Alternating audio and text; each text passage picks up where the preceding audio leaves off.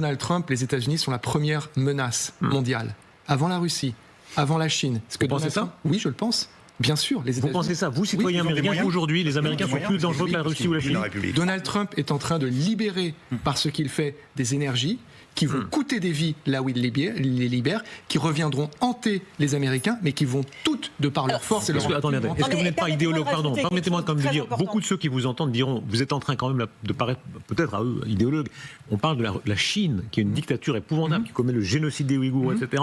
Et vous nous dites, c'est quand même une démocratie, encore les États-Unis d'Amérique, qui serait plus dangereuse que la... Mais laissez-moi rajouter, j'ai dîné avant-hier soir, avec un ancien collègue de l'OTAN, une personne extrêmement senior qui a double nationalité américaine et britannique. Et je lui demandais alors qu'est-ce que tu penses de ce qui se passe dans le monde. Puis je lui posais la question, alors entre Trump et Poutine, qui est plus dangereux pour la paix du monde ? Cet ancien senior, très senior de l'OTAN a dit, pour moi, Trump aujourd'hui est plus dangereux que Poutine. C'est pas Galera Fenwick qui le dit, c'est pas moi, c'est une personne qui a travaillé au plus haut niveau et qui est anglo-américain. Vous avez vu comment Darius n'était pas vraiment bien. En même temps, LCI a basé sa propagande sur le grand méchant russe.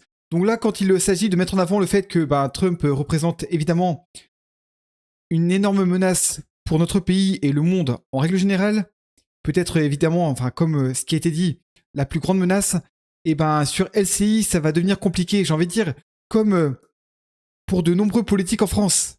Et notre président, en premier lieu, on va en parler. Trump qui a été vendu en période d'élection comme le président de la paix. On a vu ce que ça donnait, ouais. On a vu ce que ça a donné. Mais j'ai envie de dire, je suis même pas là pour dire aux gens quoi penser, évidemment. Mais il y a juste à se rappeler ce qui s'est passé dans le passé. Quel pays a des bases militaires un peu partout dans le monde ? Est-ce que je dois rappeler ce qu'a fait ce pays-là il y a quelques jours ? Bon, bref. Lui qui, à la tête de l'OTAN, a tout fait pour mener la danse. Lui qui a tout fait pour pousser au conflit entre la Russie et l'Ukraine. Pour à un moment donné te dire, bon, je me retire parce qu'on a mis assez d'argent là-dedans. Mais bon, quand même, au niveau de l'OTAN, vous allez mettre 5% de votre PIB dans l'armement. Donc, il a voulu imposer ça aux pays membres de l'OTAN. À votre avis, pourquoi ? Parce que qui vend du matériel militaire à l'Europe principalement, en majeure partie. Donc imposer 5% du PIB dans les investissements de défense, lui évidemment est intéressé avec ça. Voilà. Et donc s'il y en a un qui va être embêté, qui a passé son temps à se mettre à genoux face à Donald, on le connaît, hein. Tout à l'heure, je vous ai proposé ces deux boîtes, Taco et Fafo. Je pense qu'Emmanuel Macron est dans la boîte Fafo. Regardez la manière dont il a parlé hier soir d'Emmanuel Macron. Donc se dire Delta 7 au Palais de l'Élysée, Delta 7 c'est la force qu'il a employée à Caracas, attention à ne pas rigoler trop vite. Oui, ils ne sont pas là non Non plus. mais ce que je suis en train de dire, je ne suis pas en train de dire que les Américains vont faire cela. En revanche, je suis en train de dire, et c'est pour ça que vous avez des déclarations comme celle de cet officiel allemand, les Américains vont prendre le Groenland. Comme je l'ai dit dans une précédente vidéo, c'est inscrit dans un document écrit par ceux qui gouvernent actuellement les US. C'est écrit dedans, noir sur blanc. Il y a le Venezuela, il y a le Groenland, il y a... Voilà. Donc j'ai envie de dire que bon, logiquement, le boulot des politiques, c'est de s'intéresser à toutes ces petites choses-là, qui ont de l'importance, plutôt que constamment déballer des éléments de langage dans les médias et faire peur à la population avec un grand méchant pour essayer aussi de faire oublier la servilité de notre pays par le biais de ses gouvernants face à un impérialisme qui évidemment ne nous fera pas de cadeau et qui fera tout pour gratter tout ce qu'il peut pour défendre les intérêts de ses firmes. Parce que, évidemment, les Américains attendent, comme en France, un ruissellement qui leur a été promis. Voilà. Mais bon, il n'y a pas de danger, Bah non, si on écoute celui qui est en train de saboter le pays, notre pays, sur tous les plans, économiquement, militairement, démocratiquement, diplomatiquement. Tout à l'heure, je vous ai proposé ces deux boîtes, Taco et Non, Fafo. c'est pas lui. Faites-vous toujours confiance à Donald Trump après ses propos sur l'annexion ? D'ailleurs, force à Gallagher Fenwick qui intervient depuis quelques jours sur de nombreux plateaux. Et heureusement qu'il est là. Lui qui est franco-américain. Donc, on pourrait dire qu'il n'est pas objectif. Et j'ai envie de dire que même Trump est un ennemi pour le monde, la paix, et également un ennemi pour sa population. Regardez ce que fait actuellement la police de l'immigration là-bas. Vous avez dû entendre le scandale qui s'est passé hier. Une dinguerie. Alors je vais pas trop en parler parce que on connaît les algorithmes. Bon. Mais renseignez-vous sur le sujet. Enfin, pour ceux qui ne savent pas, c'est une dinguerie.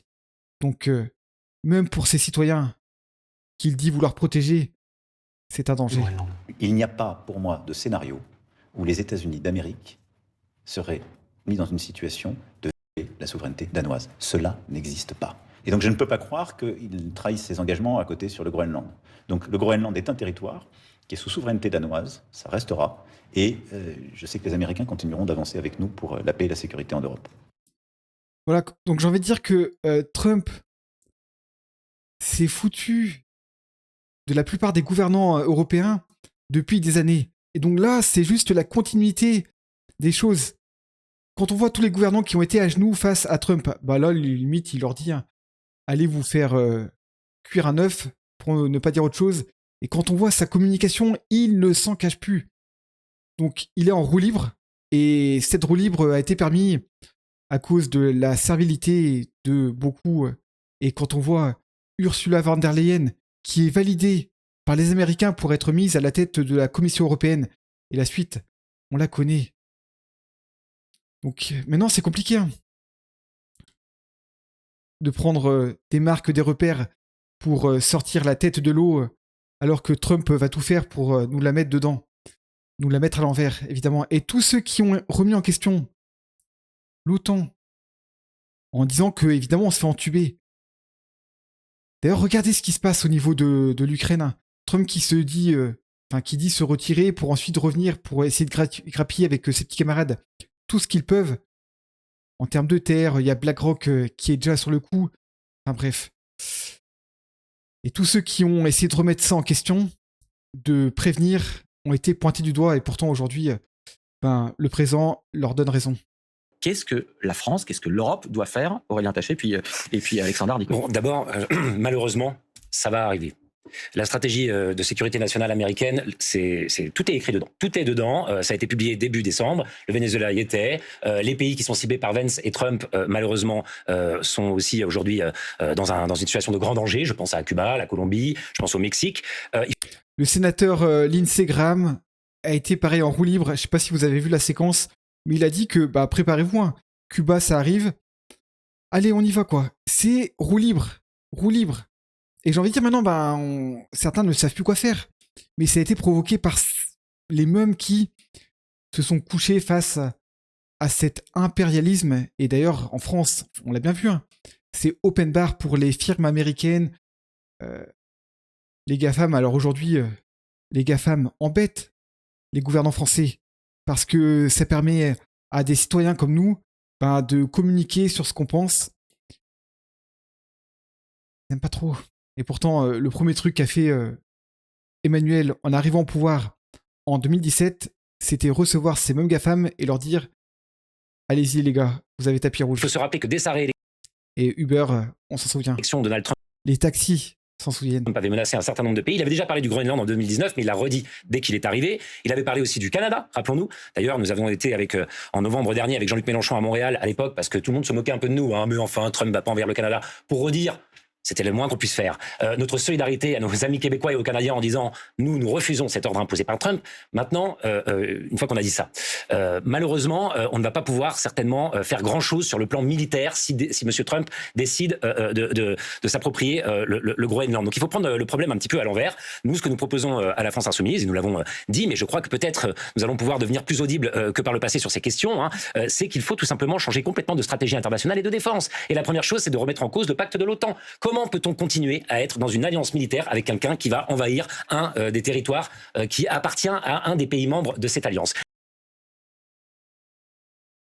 Alors, ce qui est triste par contre, c'est que la souveraineté de la France a tellement été bradée depuis quelques années à cause des des champions qui ont été à la tête du pays depuis des décennies. Et heureusement, hein, en France, par exemple, on n'a pas de base militaire américaine comme pourrait avoir de nombreux États en Europe. C'est les restes du gaullisme qu'on peut voir en France. D'ailleurs, quand je vois beaucoup qui se disent gaullistes aujourd'hui, à droite, et qui sont les premiers cireurs de pompe des US, il y a de quoi en rire. Enfin, entre guillemets.